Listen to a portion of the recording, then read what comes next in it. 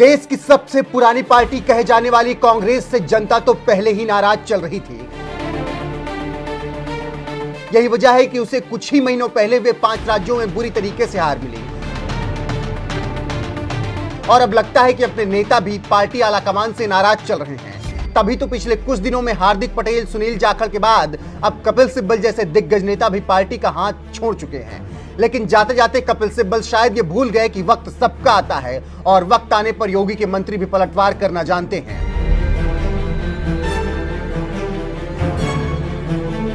मनमोहन सरकार में 4 मंत्रालय संभाल चुके युवा नेता जितेंद्र प्रसाद को तो आप जानते ही हैं। कभी कांग्रेस के युवा नेताओं की फौज में शामिल रहे जितेंद्र प्रसाद से कांग्रेस आलाकमान ने ऐसा मुंह मोड़ा कि साल 2021 में उन्होंने कांग्रेस के हाथ का साथ छोड़ बीजेपी का कमल थाम लिया। भारतीय जनता पार्टी के राष्ट्रीय अध्यक्ष श्री जेपी नड्डा जी, देश के यशस्वी प्रधानमंत्री आदरणीय नरेंद्र मोदी जी, इस देश के कर्मयोगी गृह मंत्री आदरणीय अमित शाह जी और समस्त भारतीय जनता पार्टी नेतृत्व का मैं धन्यवाद अर्पित करता हूं कि उन्होंने आज इस भारतीय जनता पार्टी परिवार में मुझे सदस्यता और सम्मान दिया है। और ये मेरे राजनीतिक जीवन का एक नया अध्याय शुरू हो रहा है। जैसे कि आप जानते हैं, मेरा कांग्रेस पार्टी से 3 पीढ़ियों का साथ रहा है। तो ये महत्वपूर्ण निर्णय जो मैंने लिया है, बहुत विचार मंथन और सोच के बाद मैं इस फैसले पर पहुंचा हूं। जितेंद्र प्रसाद जब बीजेपी में शामिल हुए तो उस वक्त तमाम बौखलाए कांग्रेसियों ने उन पर खूब तंज मारा था और इनमें से एक नाम कभी कांग्रेसी रहे कपिल सिब्बल का भी था। उस वक्त कांग्रेस से राज्यसभा सांसद रहे कपिल सिब्बल ने जितेंद्र प्रसाद के नाम से जुड़े प्रसाद का जिक्र कर उन पर जबरदस्त ताना मारा था और लिखा था, जितेंद्र प्रसाद बीजेपी में शामिल, क्या जितेंद्र प्रसाद को बीजेपी से प्रसाद मिलेगा या सिर्फ चुनाव के लिए पकड़ा गया है। इस तरह के सौदों में अगर विचारधारा मायने नहीं रखती तो बदलाव होने की संभावना अधिक रहती है। बीजेपी में शामिल हुए जितेंद्र प्रसाद की खिंचाई करते हुए कपिल सिब्बल ने विचारधारा और प्रसाद जैसे शब्दों का भी जिक्र किया था। लेकिन जितेंद्र प्रसाद पर तंज मारते वक्त वो शायद भूल गए थे कि वक्त सबका आता है और अब पलटवार का वक्त जितेंद्र प्रसाद का था। कभी जितेंद्र प्रसाद के बीजेपी में शामिल होने पर विचारधारा की दुहाई देने वाले कांग्रेसी रहे कपिल सिब्बल को जब पार्टी ने किनारे करना शुरू किया तो उन्होंने खुद ही अपनी विचारधाराओं की तिलांजलि देते हुए कांग्रेस को अलविदा कह दिया और अखिलेश यादव के समर्थन से राज्यसभा जाने के लिए जुगाड़ भिड़ाने लगे। देखिए, ऐसा है कि जब तक मैं कांग्रेस में था तो मैं इधर उधर की टिप्पणी कर सकता था। अब मैं कांग्रेस में नहीं हूँ, ठीक है ना, तो मैं कांग्रेस के बारे में कुछ नहीं कहूँगा। आप सीनियर कांग्रेस लीडर रहे, मतलब मैंने बोला ना, जब तक मैं कांग्रेस में था तो मैं टिप्पणी कर सकता था, ठीक है ना। हम G23 में भी रहे।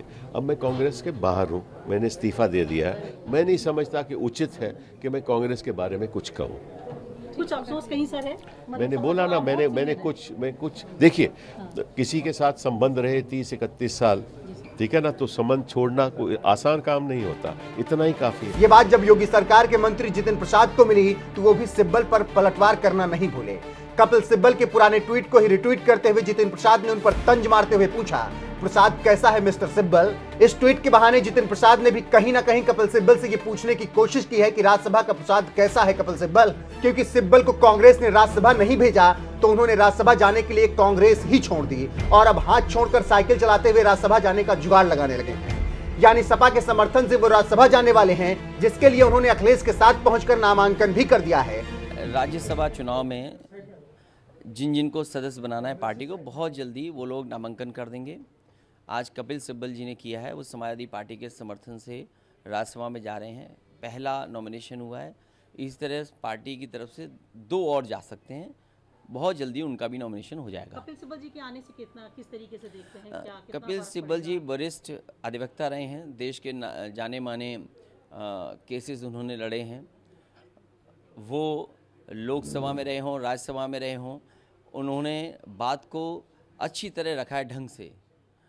पॉलिटिकल कैरियर भी है उनके पास। एज ए लॉयर बहुत सक्सेसफुल लॉयर हैं। तो हमें उम्मीद है कि देश में जो बड़े बड़े सवाल हैं, आज देश किस रास्ते पर है। आज बेरोजगारी सबसे ज़्यादा है, महंगाई रुक नहीं रही है, कानून व्यवस्था ध्वस्त होती चली जा रही है, हमारी सीमाएं सुरक्षित नहीं हैं, चीन लगातार हमारी सीमाओं के अंदर आ रहा है।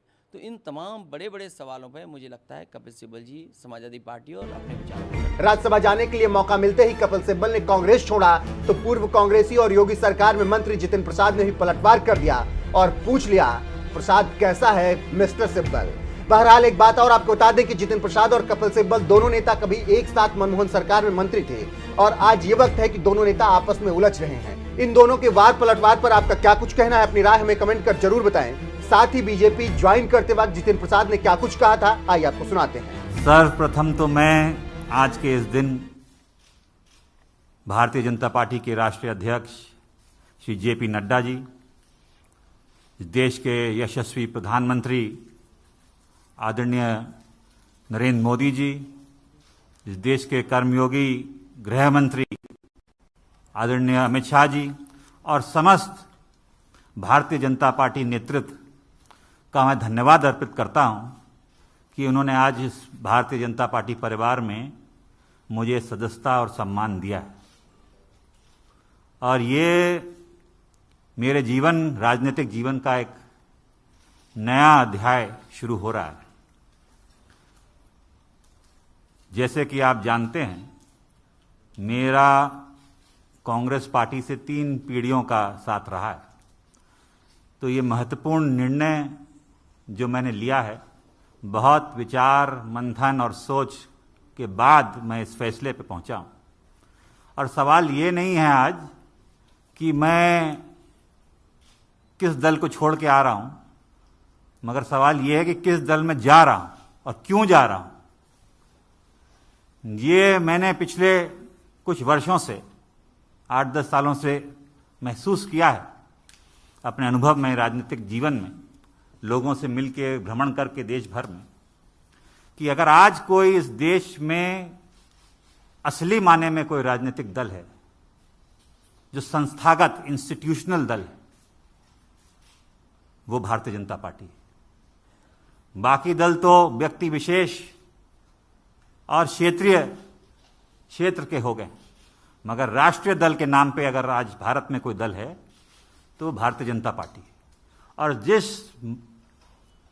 चुनौतियां और परिस्थितियों से हमारा देश और विदेश में भी, हमारी सीमाओं पे भी जो चुनौतियों का सामना कर रहा है, उसके लिए अगर आज इस देश हित में कोई दल और कोई नेता सबसे उपयुक्त और मजबूती के साथ खड़ा है देश हित में, तो भारतीय जनता पार्टी और प्रधानमंत्री नरेंद्र मोदी जी।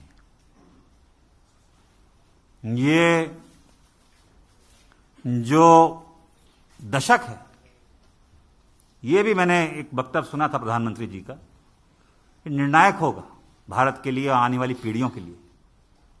भारत विश्व पटल पे क्या भूमिका निभाएगा वो यहां सरकार तय करेगी और नेतृत्व तय करेगा। और प्रधानमंत्री जी रात दिन भारत की सेवा में निस्वार्थ लगे हुए हैं। हम देखते आए हैं, हमने चुनौतियों का सामना भी किया, जनता ने हमें दरकिनार भी किया है, तो हम जानते हैं कि उनके प्रति देश की भावना क्या है प्रधानमंत्री जी के प्रति। और वो जो नए भारत का निर्माण कर रहे हैं, उसमें मुझे भी एक सदस्यता जो आज मैंने ग्रहण की है भारतीय जनता पार्टी की, एक योगदान छोटा सा करने का भारत के प्रति, भारत की जनता के आने वाली पीढ़ियों के प्रति करने का अवसर मिलेगा। ये मैंने विचार करके इस निर्णय पे पहुंचा। कल्याणकारी योजनाएं तो प्रधानमंत्री जी ने की हैं, जो गांव-गांव हम देखते हैं, चाहे विद्युतीकरण हो, शौचालय हो, गैस योजना हो, तमाम उन गरीबों का ध्यान रखा है और उन लोगों का ध्यान रखा है जो असली में जरूरतमंद है। और दूसरा कारण यह भी है कि जिस दल में मैं था, मुझे ये महसूस होने लगा कि हम लोग राजनीति में हैं और राजनीति एक माध्यम है, दल भी माध्यम है।